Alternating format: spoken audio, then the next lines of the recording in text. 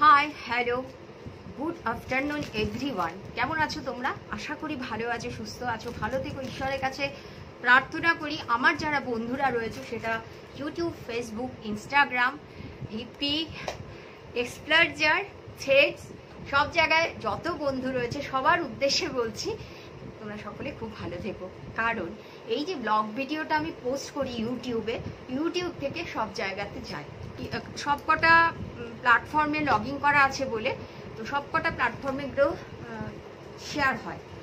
তো বন্ধুরা, আমার চোখ মুখ দেখে কি বুঝতে পারছো বলো তো? মাথার ভেতরটা ঝিমঝিম ঝিমঝিম করছে। কারণ আমার কিছু মেডিসিন চলে, মেডিসিনগুলো আমি তোমাদেরকে দেখাবো না, দেখালে ভাববে যে দিদি তুমি এত মেডিসিন খাও। আমাকে দেখে কেউ বলে না যে আমি মেন্টালি একদমই ভালো থাকি না, ফিজিক্যালি ভালো থাকি না, বাট তার মধ্যেও নিজেকে আমি ভালো রাখার চেষ্টা করি, সব সময় হাসি খুশি থাকার চেষ্টা করি। আর নিজেকে যদি ভালো রাখতেই না পারি তাহলে মন খারাপ করে ওই অ্যাংজাইটি, আর আমার এই প্রবলেম আছে, আমি এর আগেও বহুবার বলেছি, অ্যাংজাইটি অ্যাটাক।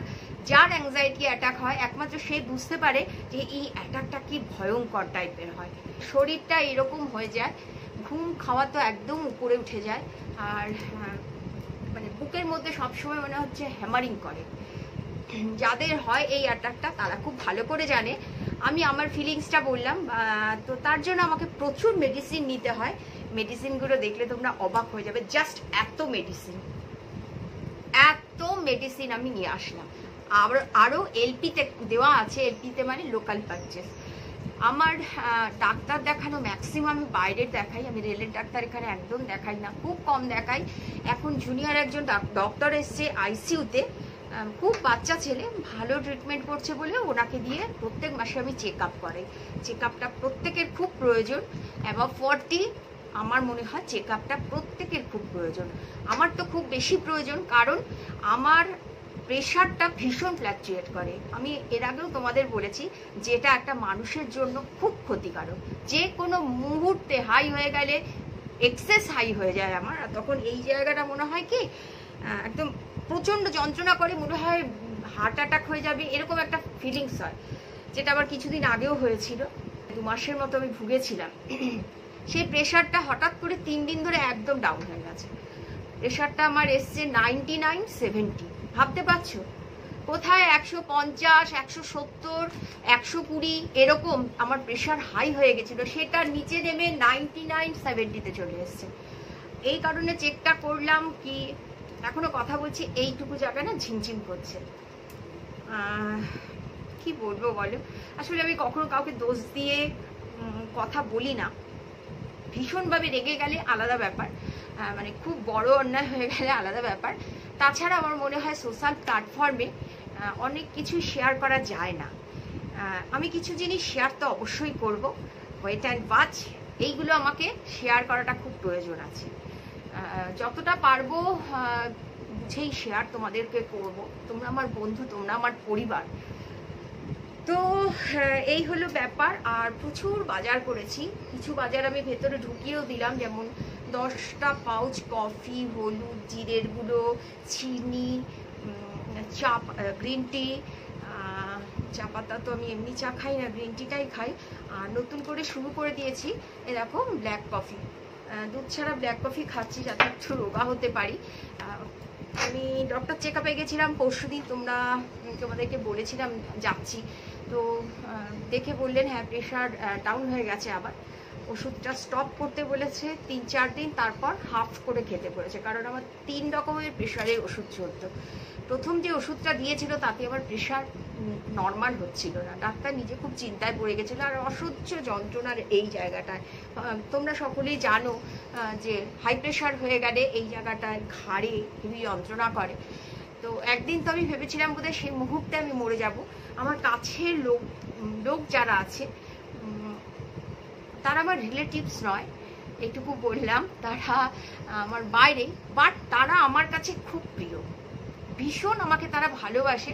সেটাই সামনের যে মার্কেট, R7 মার্কেটে বেশ কয়েকজন রয়েছে যাদেরকে আমি জাস্ট ফোন করি, তারা আমার সব জিনিস বাড়িতে এসে পৌঁছে দেয়। এবং মার্কেটে আমি যে সমস্ত দোকান থেকে ফ্রুটস নিই, মিষ্টি নিই, আলু নিই, সবজি নিই, আমি ফোন করলেই দিয়ে যায়। তো আমি বোধহয় মানুষটা খুব একটা খারাপ নই, কি বলে তোমরা বলো? যদি খারাপই হতাম, যদি আমার বাহ্যিকটা খারাপ হতো বা আমার ব্যবহার খারাপ হতো, তাহলে আজকালকার বাজারে কেউ এইভাবে হেল্প করে না। এবং এদের কাছে আমি সত্যি চিরকৃতজ্ঞ। আমি একবার ফোন করে শুধু বলি আমি অসুস্থ, আমার শরীর ভালো নেই, আমাকে এগুলো একটু এনে দাও, সাথে সাথ আমার বাড়িতে পৌঁছে দিয়ে যায়। তো এটা আমার বিশাল বড় একটা প্রাপ্তি।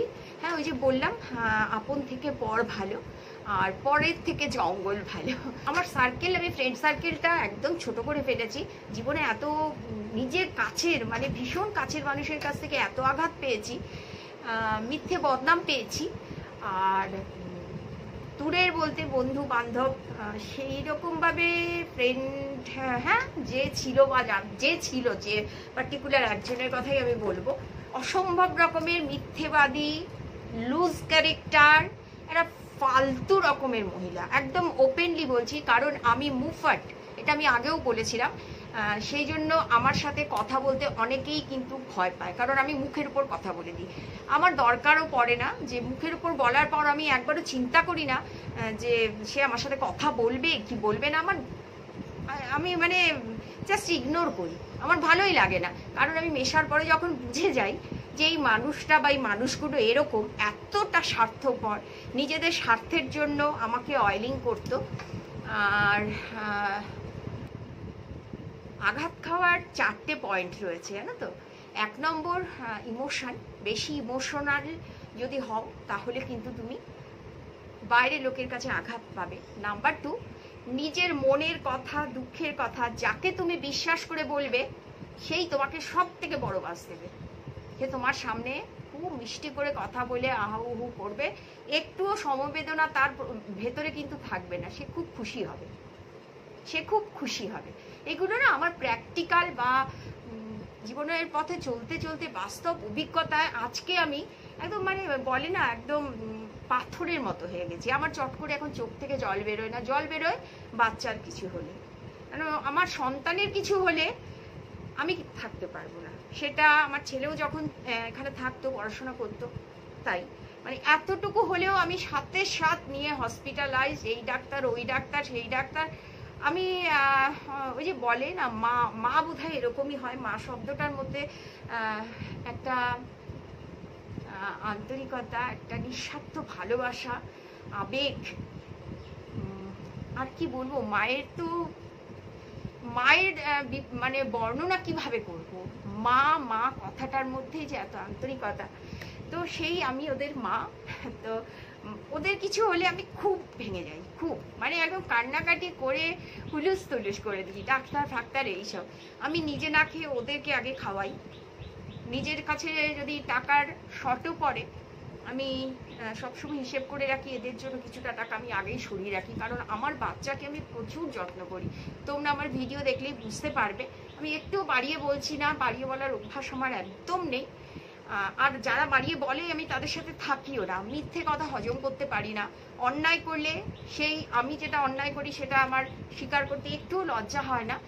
আর মানুষ মাত্রই ভুল হয়। আর অন্যায় না করে কেউ যদি মিথ্যে বলে আমার সামনে, আমি তাকে একদম ধরতে তো পারি, এবং সামনে একদম পারলে একদম চিবিয়ে দেবো, একদম বলে না ফেলে রেখে দেবো। এইরকম বহু মানুষের সাথেই আমার অনেক অভিজ্ঞতা আছে। আর বলে না, কাছের বন্ধু তুমি যাকে বলবে সে তোমাকে সব থেকে বড় বাস দেবে। আর আমার খুব কাছের মানে সন্তান, তাকে দূরে করার পেছনে সে ওই একমাত্র মহিলা যাকে আমি বন্ধু বলে মানতাম। মানে তাকে আজকে আমার বলতে কোনো দ্বিধা নেই, তাকে খাওয়া থেকে শুরু করে এমন দিন গেছে তার বাচ্চার পেটে খাবার ঢুকতো না।